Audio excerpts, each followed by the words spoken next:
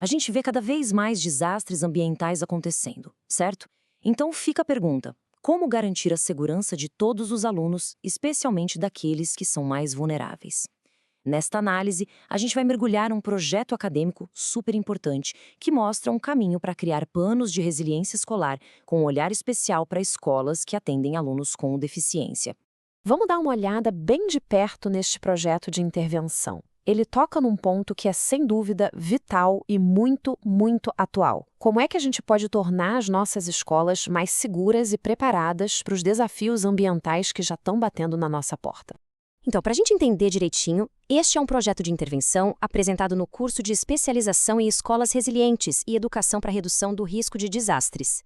É um trabalho da Célia Regina Campos Souza de Oliveira, com orientação da Franciene Aparecida da Silveira e que mostra bem o compromisso da Universidade Federal de Juiz de Fora em formar profissionais críticos, éticos e prontos para fazer a diferença na sociedade. O nosso roteiro aqui vai ser o seguinte: primeiro, vamos entender por que este projeto é tão essencial. Depois, a gente vai ver a situação de escolas especiais que estão em risco e, em seguida, detalhar a proposta para construir ambientes mais seguros. Para fechar, vamos explorar o caminho para essa tal de resiliência e as conclusões do estudo.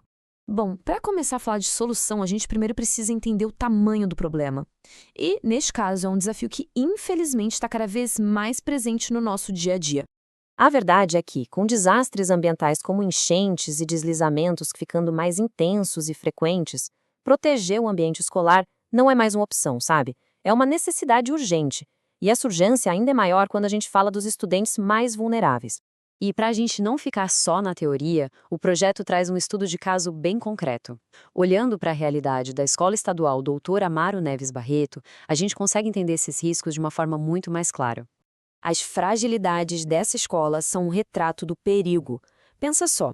Ela fica numa área de declive, o que já a torna super propensa a enchentes.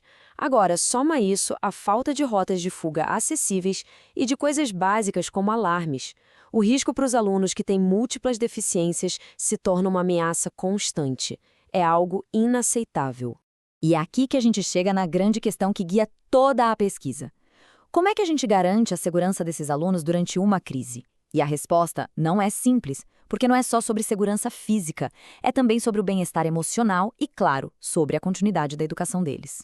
E o que eu acho mais interessante aqui é como o trabalho detalha os desafios específicos. Porque, veja bem, não é um desafio único. Para um aluno com deficiência motora, uma área alagada é uma barreira física quase intransponível. Já para um aluno no espectro autista, o caos, os barulhos, a quebra na rotina, tudo isso pode ser paralisante.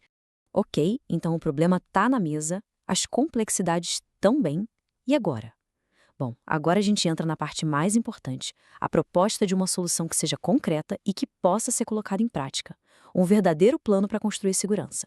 A palavra-chave aqui é resiliência escolar. Mas o que isso quer dizer na prática? Como a definição mostra, vai muito além de ter prédios mais fortes. Resiliência é sobre fortalecer a comunidade inteira, alunos, professores, funcionários, para que todos possam resistir, se adaptar e se recuperar quando um desastre acontecer. E o plano de ação é bem estruturado. Ele se divide em 5 grandes objetivos que se conectam. Tudo começa com um diagnóstico, ou seja, mapear os riscos. A partir daí, se cria um plano de contingência e se capacita a equipe. E para fechar o ciclo, o plano foca em adequar a infraestrutura e em criar uma comunicação eficiente com todo mundo. É uma abordagem completa. Tudo bem, o plano parece ótimo no papel, mas e na prática? Como é que se constrói essa resiliência? É exatamente isso que a metodologia do projeto mostra pra gente, passo a passo. Olha só que legal este fluxograma. Ele deixa bem claro que o processo é um ciclo. Começa com a observação e o diagnóstico, passa pela criação e implementação do plano e chega num ponto fundamental, o monitoramento contínuo. Ou seja, não é algo que se faz uma vez e se esquece, é um ciclo de melhoria constante. Para chegar nesse plano, a investigação foi muito completa. Foram usados vários métodos, desde lá na escola fazer vistorias e acompanhar simulados, até analisar documentos importantes, como o projeto político-pedagógico e relatórios da Defesa Civil. E também usaram ferramentas como georreferenciamento e montaram kits de emergência com comunicação acessível, tudo para garantir que o plano fosse baseado na realidade da escola. E tudo isso nos leva para a parte final. Afinal, qual é o impacto real de um projeto como este? porque ele é tão importante quando a gente pensa no futuro das nossas escolas. Para a gente ter uma noção da urgência, se liga neste dado que vem do Ministério da Educação. Apenas 30% das escolas públicas brasileiras têm planos de emergência atualizados. Só 30%. Isso quer dizer que a imensa maioria está despreparada, o que só reforça a importância de iniciativas como esta. No fim das contas, o que se espera não é só ter um plano guardado numa gaveta, mas sim uma comunidade inteira, professores, alunos, famílias, mais preparada, mais consciente e capaz de responder de um jeito eficaz aos desafios, garantindo o bem-estar e a educação de todo mundo. E tem essa fala da própria autora que resume isso perfeitamente.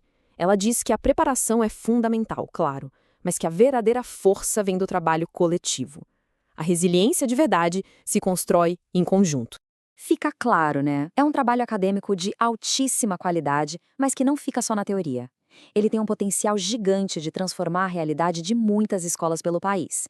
E, com isso, ajudar a construir uma sociedade mais segura e inclusiva para todos. Se esta análise ajudou a esclarecer o assunto, considere seguir o nosso canal, curtir e compartilhar. Levar um conhecimento como este para mais gente é um passo importante para a gente construir uma cultura de prevenção e resiliência em mais lugares. E só para finalizar, um aviso importante. Este conteúdo que apresentamos é uma síntese do trabalho original. Ele foi gerado de forma automatizada com o apoio de inteligência artificial, justamente para facilitar o acesso a essa informação tão valiosa.